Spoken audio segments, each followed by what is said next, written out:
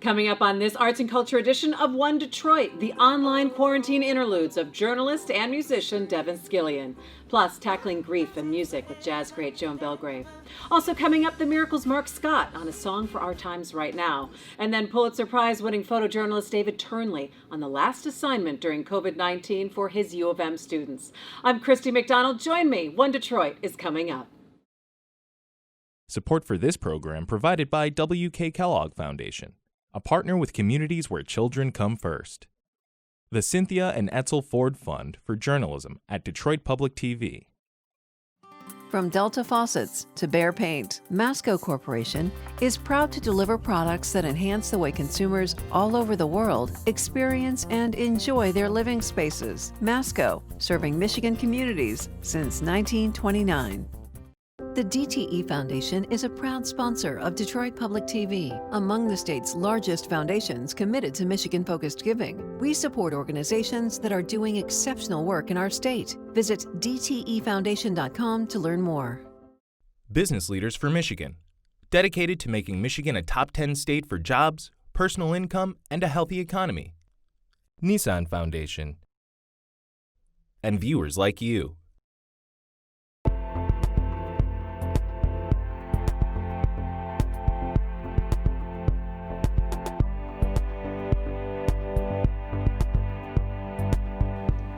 Hi there and welcome to One Detroit. I'm Christy McDonald. We are so glad you're here. We are filling the arts and culture void with a show devoted solely to performances, musicians, and art that has drastically changed in a COVID-19 world. Coming up on One Detroit, I meet up with Pulitzer Prize winning photojournalist David Turnley. Not only was he behind the lens of some of our generation's most iconic pictures, he's teaching a new generation of documentarians at the University of Michigan. It's the power of pictures in the day of quarantine.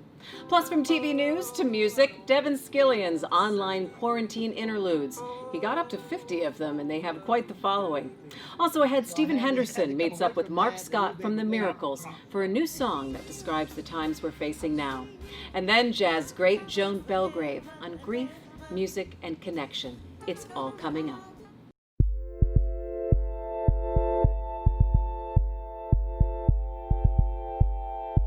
We live in a video world, but the power of still photography cannot be ignored, especially in this time. And joining me now to talk a little bit about that is David Turnley. He's a Pulitzer Prize winning photojournalist and a documentarian, and he's also a professor at the University of Michigan. David, it's good to see you. Great to see you, Chrissy. Thank you. You've covered so many things around the world and so many iconic images as well. As you look at what's happening in this COVID-19 space that we're living in right now, what runs through your mind as a photojournalist? Well, the first thing is just, I've spent my life really as a documentary photographer covering world events. There really isn't a war since the end of the Vietnam War that I haven't covered. And I think the first thing that I just have to say is that this is, while a different kind of war, this is really a world war. The enemy is very elusive, but the impact, as we know, is just beyond anything that any of us of this time period, of any of our generations have really experienced. So the fact that it has such a global impact and is so incredibly relevant in all of our lives, of course, is something that as documentary photographers we respond to. And you're teaching a class at the University of Michigan when everything changed for the students. So you had to change as well. What did you tell them to start doing once they had to go home? Yeah, one of the realities of being a photojournalist is you're always having to think ahead. So very quickly I thought, oh my gosh, what an incredible opportunity. They won't be able to go outside of their homes to photograph people that they may not know, but they have the opportunity to photograph themselves and their families. And I had 26 students from an incredible, diverse socioeconomic, geographical range across America. Send me 12 pictures a week for 5 weeks and document this memorable time of your lives. And I had 26 students who just really embraced this. And then I curated from that 10 photographs from each of them to some amazing music that's really quite moving. And it's a really unique opportunity to see families' lives in the midst of this pandemic across this country, the everyday lives. What did you find in some of these photos? And was there an intimacy there that was initially maybe difficult for some of these students to turn in on themselves and their own lives? It's interesting because they're sort of 18 to 25 years old, and to use this period of their lives to actually, step back and almost think to themselves, like, who are these people that happen to be my family? And to interact with them as they normally would, but to really try to see them. And as I was getting the photographs coming in, I was seeing this sort of look in the eye. So two things sort of happen that I've witnessed, and people tend to sort of sit down because they need to be grounded. So you sort of see a lot of that. You sort of see people close to the ground, sitting on chairs and couches. You see hugging of pets. And then you start to see this look in the eye, and it's a kind of a stare. It's a stare we see all the time in war zones, and it is that sense of absolutely the unknown. They actually, almost in a Buddhist sense, started to embrace the opportunity rather than to sort of spend their time reflecting on the experience, to actually experience it with their camera.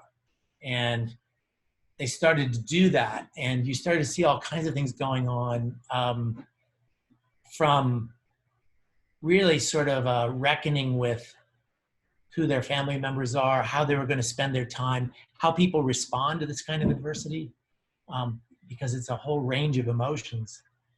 Would you say that having this experience for them may have forever changed the kind of photojournalists or photographers that they wanted to be, had you had never had this, I guess, disruption in history, really?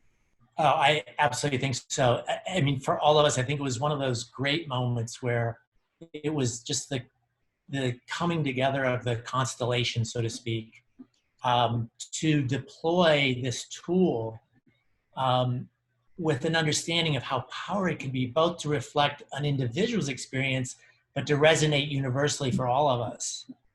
While we know Devin Scillian as an anchor on Channel 4, he's also a fantastic musician. And he started singing a song a day on social media that he calls a quarantine interlude. And it's gained quite a cult following.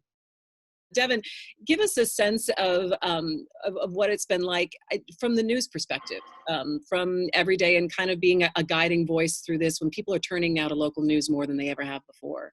We've done our best to try to keep the flow of information accurate, timely, and balanced, and not run off with the newest idea or the newest fear or panic one way or the other. It was trying to be very sober and very balanced, and understanding that the information that we're giving people right now is the information that they need just to live their daily lives.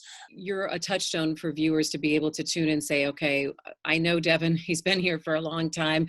And they also know you personally, I think, through everything that you do on social media. And I started seeing you come up with a quarantine interlude, and taking your musical talents online is a little bit of a break for everyone, because we've talked so much about how music is healing for the soul right about now, at a time where you feel like you can't count on much or control much.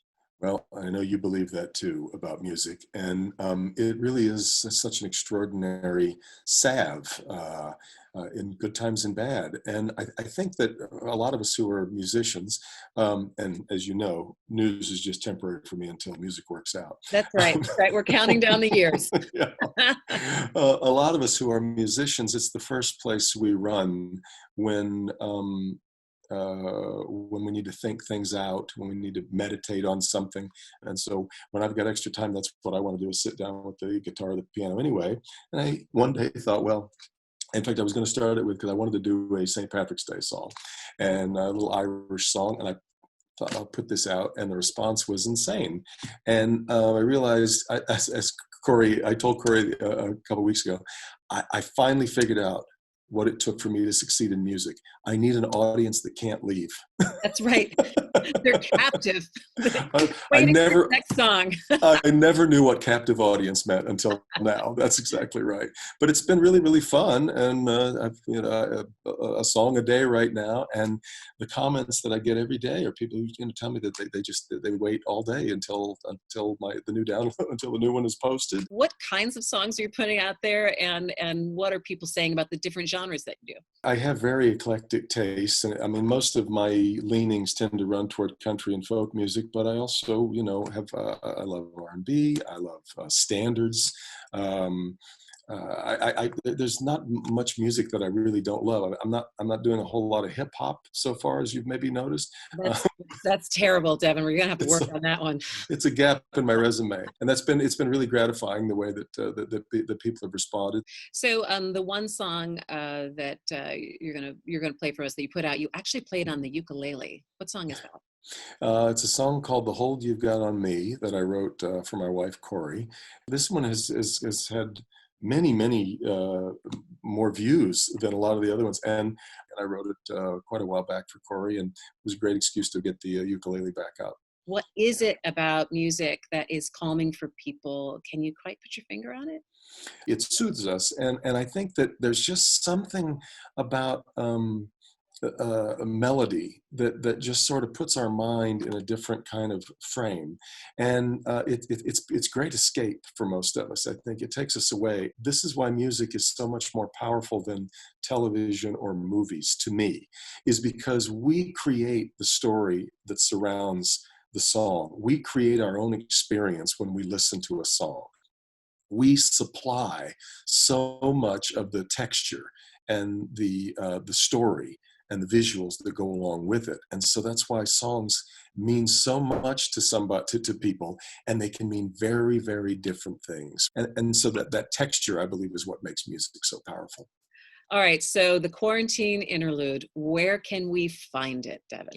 They're loaded every day onto my two Facebook pages, my personal one, which is open and public for everybody, and then there's a kind of a Channel 4 one. So just look for Devin Scillian on Facebook. Until the stay-at-home order is lifted, I'm committing to putting out one a day, so I can keep up that pace.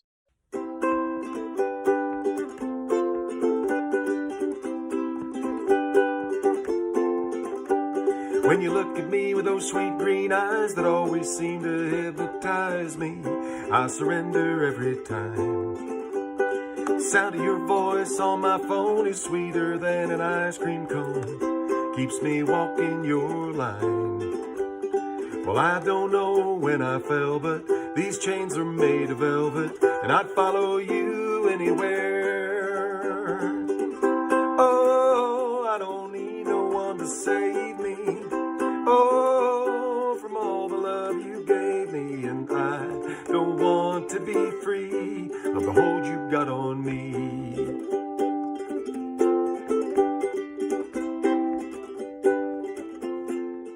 All right, turning now to Mark Scott, the lead singer of the legendary Motown group, The Miracles. Stephen Henderson caught up with him this week to talk a little bit about loss and inspiration during COVID-19. So this is a tough time for everybody. Absolutely. Especially a tough time for artists. I feel like artists are rising to a new level because of what's going on and making a really important contribution. Tell me about this song that you've written. I was having a chat with one of my agents, and I used a line. I said, I'll see you on the other side. Mm-hmm. She said, oh, that's a song title. You ought to work on that. We'll fight together for humanity. We'll stay the course and we'll have a victory. And I'll see you. We'll see you on the other side. Yeah. So I'll see you there. Wanna see you there. We'll see you on the other side. It made me a little teary. I think lots of things right now make me teary. So. But there's really great emotion behind the lyrics. Yeah, I wanted it to be impactful. Yeah. And then I wanted it to also have a positive spirit about it. that would give people a sense of hope. Yeah. That in spite of the difficulties that we're experiencing right now, if we do the right things now, then we can get past this and move on, into the next phase. Here you started with a lyric and wrote around it. Talk about that process. I had to wait on the inspiration to be moved by the subject matter. Yeah. And you got to remember that while we're doing this, I'm working on an album too, and so I had to jerk myself away from that, plug into this pandemic, and think about what I could say to people that would inspire them. Because you can't go, baby, baby, baby. When after it's over with, I'll take you out on a date and we'll dance, and that's not relevant. You see, so I had to come away from that. The ooh baby baby. Not a pop song. Exactly. It's more of a cultural thing. You mentioned you're working on an album. Tell us a little about that. The Miracles is a group that has such a rich history, not just, of course, here in Detroit, but all over the world. Well, sure. Anything I do is an extension from my experience with the Miracles and working with Bobby Rogers for multiple years. But when I do something, I generally do it under my own brand. But the history is the history. It is what it is. And you can't erase or forget what you've done. You can only expound and move forward. And I try to do it with respect to the legacy. Yeah. Not to drop the ball, but to lift the ball up and take it to another height. There are so many things that are going to be different in the world, and I worry a lot about things like concerts and other ways that we enjoy culture. How do we make sure that survives? From my point of view, this is not as bad to me as it probably could be. I may be, confined here, but I still can write. I can still create. I get to know who my family is now. So, so that's a good thing. Here's where I look at it. You're going to look back at these times. Mm-hmm. You're going to be so busy, and you're not going to have time to do what you're doing right now, to actually get into yourself. Yeah. Get into the people around you, the people that you love, reconnect spiritually with your family and your friends. Tell me what you hope for this song and what it does and what it means. My aspiration for it would be that the people would listen to it and aspire. We talk about, the fight together. And at the end of the road, we'll have a victory. That's what I want them to get out of it. See you on the other side. See you on the other side.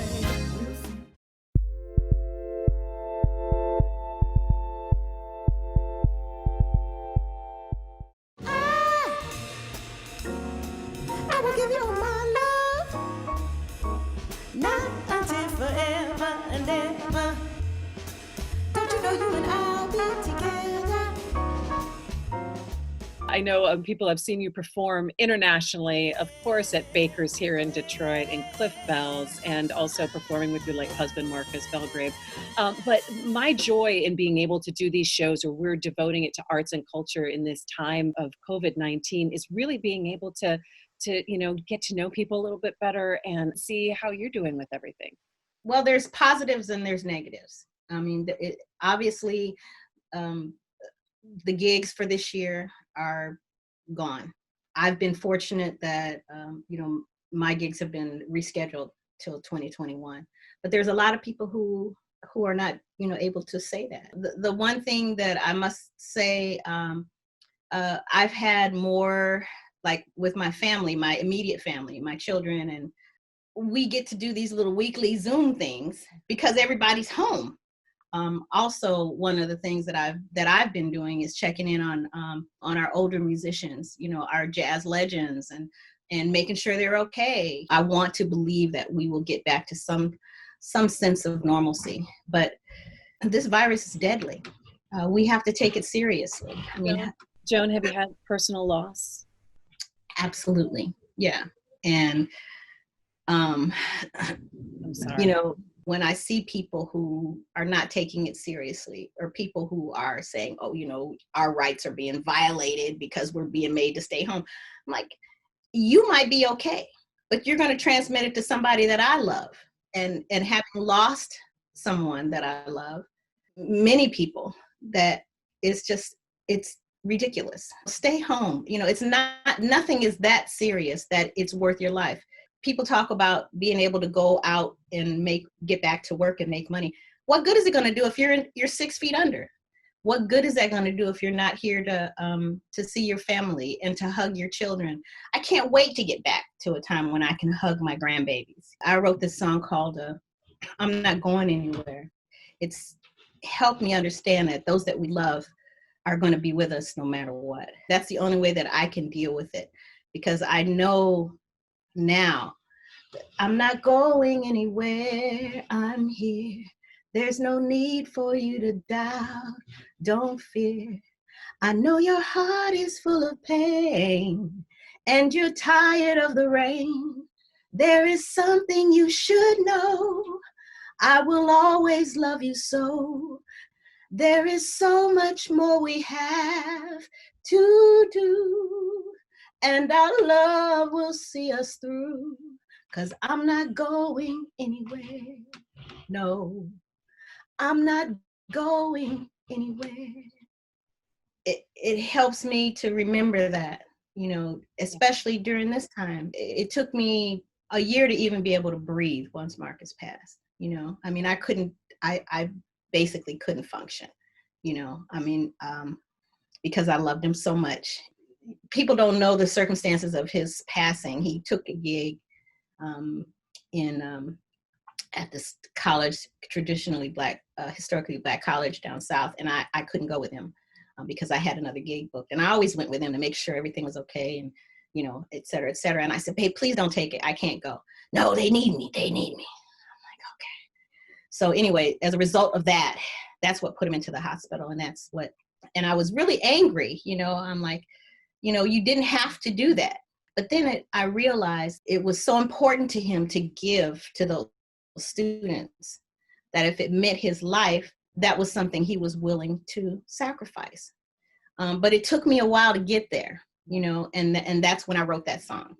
And I think that that has helped me during this time. It's different because it's not by choice. It's a collective grief, though. That's what you're tapping into, and having had to move through that.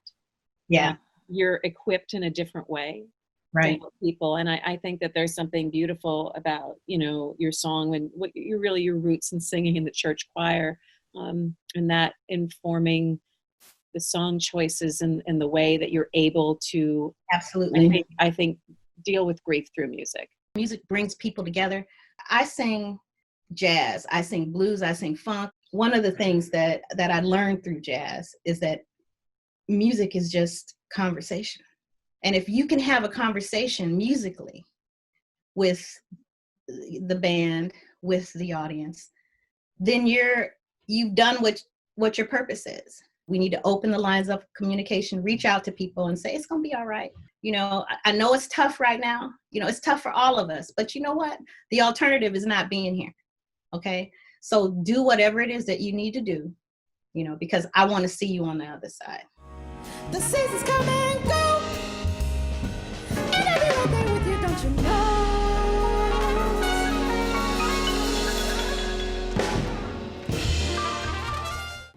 That'll do it for One Detroit. Thanks so much for joining me. Make sure you find all of our daily stories and interviews on our website at DetroitPBS.org. Let us know what you'd like to see. I'm Christy McDonald. Have a great week, and we'll see you on Thursday.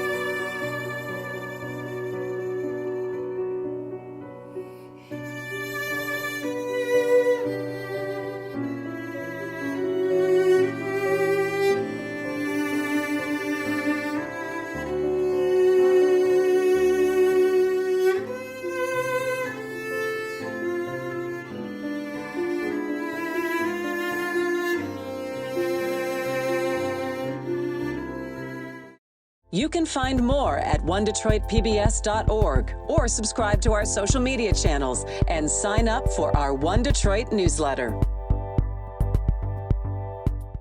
Support for this program provided by W.K. Kellogg Foundation, a partner with communities where children come first.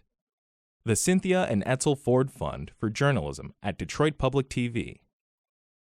From Delta Faucets to Behr Paint, Masco Corporation is proud to deliver products that enhance the way consumers all over the world experience and enjoy their living spaces. Masco, serving Michigan communities since 1929.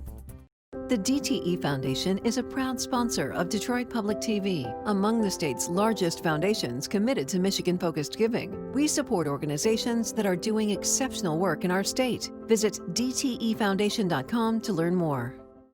Business Leaders for Michigan, dedicated to making Michigan a top 10 state for jobs, personal income, and a healthy economy. Nissan Foundation, and viewers like you.